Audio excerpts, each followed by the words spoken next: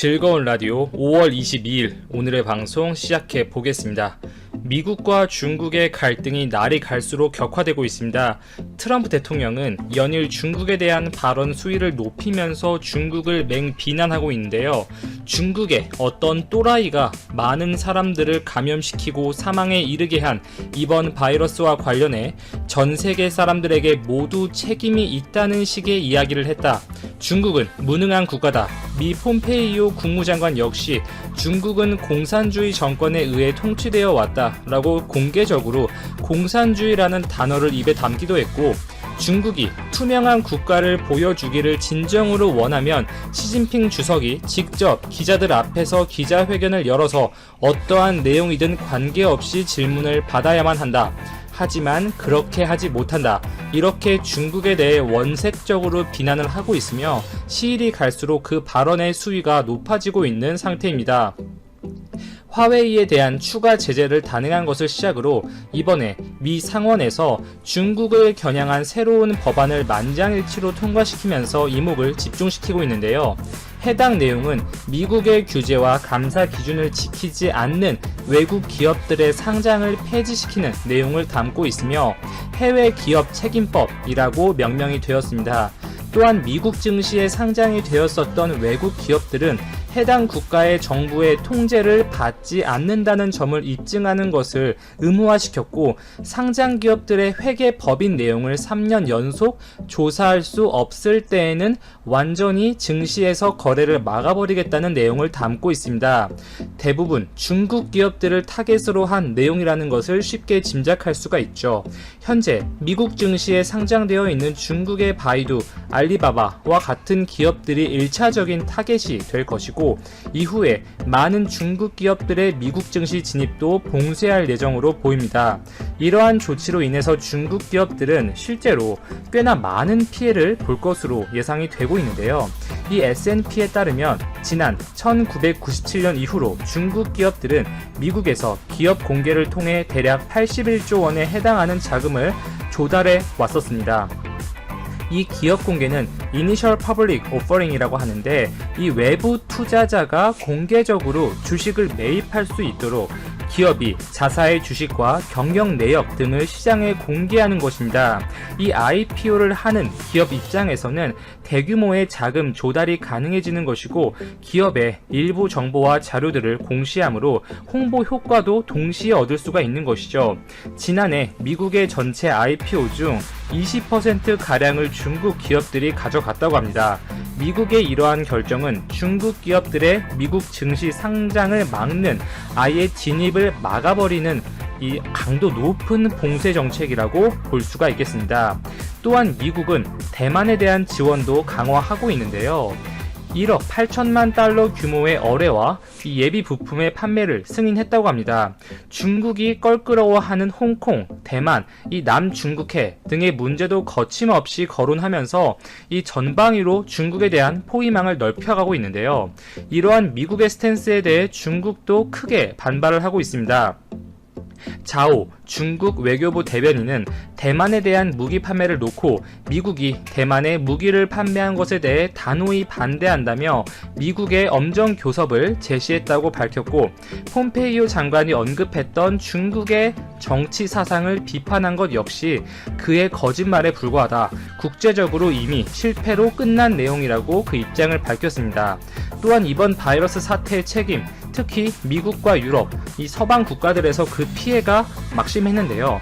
이 부분 역시 중국의 책임보다는 미국 정부의 완전한 대응 실패라고 주장하면서 마스크 사용을 제때 지시하지 못했고, 2월, 3월 바이러스가 유입되었던 당시 이 제대로 된 방역 조치를 하지 못했다는 이 미국 정부를 비판하면서 의도적으로 미국 정부가 이번 바이러스 확산의 책임을 중국에게 떠넘기는 노력을 하고 있다. 그렇게 언급을 했습니다. 자, 현재 트럼프 대통령에게 재선까지 남은 기간이 많지 않죠. 대략 6개월의 시간이 남았습니다. 그동안 트럼프의 최대 업적으로 평가받았던 부분은 이 경제 관련 부분이었죠. 작년까지만 해도 이 0%까지 육박해 가던 실업률, 역사상 최대치에 육박했던 고용지표, 미국 증시, 특히 작년은 유로존의 경제 침체가 두드러지던 한 해였는데 반면에 미국은 나홀로 화랑이라는 말이 나올 정도로 이 다른 국가들에 비해서 전반적인 경제 지표가 상당히 좋은 편이었습니다. 그의 화법이라든지 트럼프를 둘러싼 몇 가지 스캔들, 지나치게 사업가스러운 마인드, 미국 대통령과 어울리지 않는 언변, 품행 등등이 단점으로 지적이 되고 있고 비토층도 뚜렷하지만 전반적으로 경제 부분에서는 나쁘지 않다는 평가를 받고 있었던 트럼프였습니다. 그러나 이번 바이러스 사태로 완전 상황이 뒤바뀌어 버렸죠. 트럼프 입장에서는 더할 나위 없는 악재가 터졌습니다. 실제 최근에 실시된 여론조사 결과들을 보더라도 이 민주당의 조 바이든 후보와 지지율 격차는 지속적으로 벌어지고 있는 상태입니다. 회복의 기미가 보이지가 않아요. 특히 트럼프 대통령의 친화적인 이 보수 성향의 언론 폭스뉴스가 시행한 여론조사 결과에서도 바이든 후보가 8%포인트 가량 앞서는 것으로 나오고 있습니다. 전통적인 공화당의 텃밭 지역인 애리조나에서도 조 바이든이 앞서 나가고 있고 역시 공화당 강세 지역인 텍사스, 조지아 등에서도 바이든과 경합 지역인 상태입니다. 아무래도 이번 바이러스 사태가 결정적이었죠. 이 폭스뉴스가 시행한 여론조사 결과에 따르면 이 보건 분야에 있어서 바이든 후보자를 신뢰한다는 응답이 50%를 기록했어요. 트럼프가 33%의 긍정적 답변을 얻은 것과는 꽤나 큰 격차를 보였습니다. 많은 언론, 기관의 조사들에서 부정적인 결과들이 나오고 있고 특히 지난 대선 이 많은 기관들이 힐러리의 승리를 예상했을 때 트럼프의 승리를 베팅했었던 몇 안 되던 기관, 영국의 옥스퍼드 이코노미스트 역시 이번 재선에 트럼프의 득표율은 35%에 그칠 것이다. 역대급 참패를 당할 것이라고 그 전망을 조심스럽게 내놨습니다.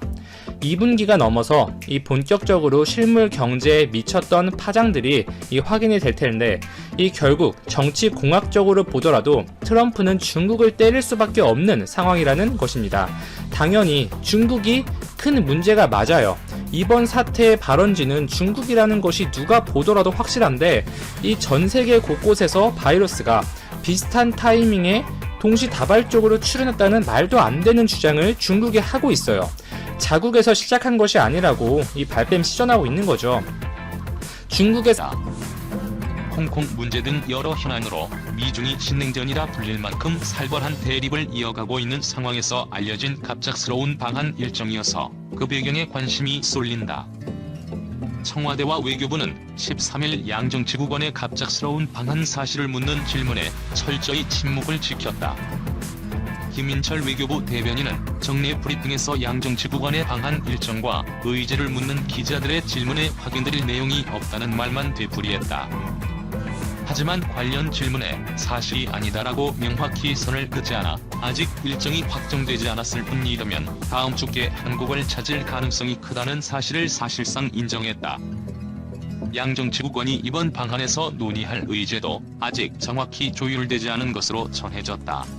양정치국원이 한국을 찾는 것은 2018년 7월 비공개 방한 이후 2년여 만이다. 양정치국원의 방한 이유를 꼽자면 먼저 시진핑 중국 국가주석의 연내 방한 일정 논의를 들 수 있다. 하지만 이를 위해서라면 코로나19 위기라는 민감한 상황에서 양정치국원과 같은 고위 인사가 통상적인 외교부 라인을 건너뛰며 직접 움직일 필요가 없다. 강경화 외교부 장관 역시 지난달 22일 국회 대정부 질문에서 시진핑 국가주석의 방한은 올해 아니라는 원칙에 따라 추진하고 있다. 신종 코로나 바이러스 감염증 상황을 보면서 적정한 시기에 추진한다는 입장으로 구체적인 날짜를 놓고 조율하는 것은 아니다라고 말했었다. 이 때문에 양정치국원이 방한하는 진짜 이유는 서훈 청와대 국가안보실장 등 외교안보 라인 주요 인사들을 만나 직접 중국의 입장을 전해야 하는 중요한 사안이 발생했기 때문이라는 추정이 설득력이 있다. 이와 관련해 떠올려볼 수 있는 현안은 중국 보위망 구축을 위해 도널드 트럼프 미국 대통령이 지난 5월 말 즉흥적으로 꺼낸 주요 7개국 틀 확대 문제와 청와대가 지난달 말 발표한 한미 미사일 지침 개정 문제 등이 있다. 문재인 대통령은 앞서 지난달 29일 완전한 미사일 주권 확보를 위해 계속 노력을 해나가자며 현재 800km로 묶여있는 탄도미사일 사거리 제한을 풀겠다는 뜻을 분명히 했다. 이 가운데 미사일 지침 개정 문제가 중국에 민감하게 받아들여졌을 가능성이 높다. 한국이 현재 기준에서 사거리를 넓히면 한국은 북한 전역은 물론이고 베이징도 타격할 수 있는 역량을 갖추게 된다. 여전히 전시작전 통제권을 갖고 있는 미국이 동맹인 한국의 탄도미사일을 활용해 중국을 직접 견제할 수 있게 되는 셈이다.